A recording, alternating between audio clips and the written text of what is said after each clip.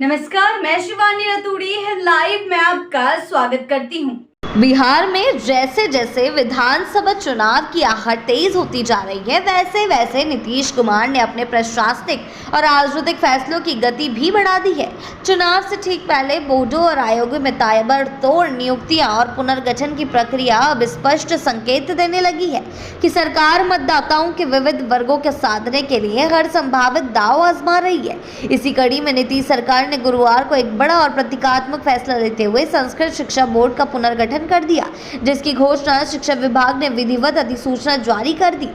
यह कदम न केवल शिक्षा और संस्कृति से जुड़ा हुआ है, बल्कि इसके जरिए गहरे राजनीतिक संदेश भी दिए जा रहे हैं। इस बोर्ड की कमान अब मृत्युंजय कुमार झा के हाथों में दी गई है, जिनमें आगामी 3 वर्षों के लिए अध्यक्ष नियुक्त किया गया है। मृत्युंजय झा की छवि एक विद्वान और संस्कृत भाषा के संरक्षक के रूप में रही है। वे बिहार में परंपरागत शिक्षा पद्धतियों और शास्त्रीय भाषाओं के पक्षधर माने जाते हैं। उनका चयन ऐसे वक्त में किया गया है जब नीतीश सरकार अपने सांस्कृतिक एजेंडे को धार देने की कोशिश में जुटी हुई है। यह स्पष्ट है कि सरकार का यह निर्णय केवल शैक्षणिक नहीं, बल्कि सांस्कृतिक गौरव और पहचान को पुनः स्थापित करने की रणनीति का हिस्सा है।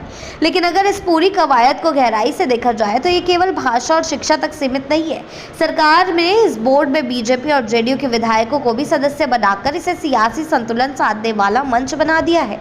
भारतीय जनता पार्टी के विधायक रामप्रीत पासवान, जनता दल यूनाइटेड के विधायक विनय कुमार चौधरी और बीजेपी के विधान पार्षद निवेदिता सिंह को भी बोर्ड में शामिल किया गया है। ये नियुक्तियां सहयोग नहीं, बल्कि गठबंधन धर्म निभाने और सत्तारूढ़ एनडीए के भीतर संतुलन बनाए रखने की एक रणनीतिक पहल है।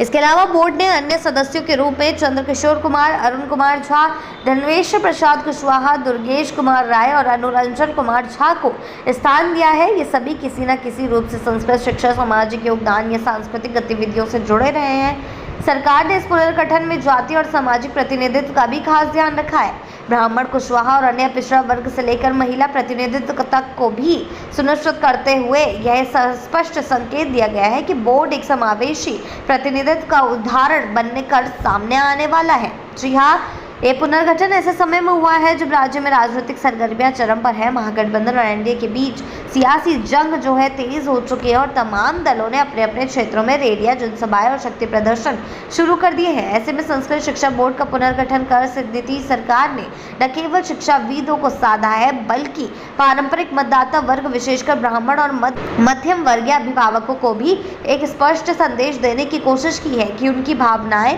परंपराओं और संस्कृति को सम्मान मिलता रहे। अंततः ये फैसला कितना असरदार होगा, ये देखने वाली बात होगी और ये तो आने वाले महीनों में ही जमीन पर दिखेगा। लेकिन इतना तय है कि नीतीश सरकार ने चुनावी रणभूमि में एक मजबूत वैचारिक और सांस्कृतिक मोर्चा खोल दिया है। ये सिर्फ एक बोर्ड का पुनर्गठन नहीं, बल्कि एक विचारधारा को पुनर्स्थापित करने की घोषणा है, जिसमें सत्ता और संस्कृति का संगम साफ झलकता है। ऐसी ही अपडेट्स के लिए जुड़े रहे हैं लाइव के साथ ही चैनल को सब्सक्राइब करना ना भूलें और हमारी फेसबुक और वेबसाइट के साथ भी जरूर जुड़ें।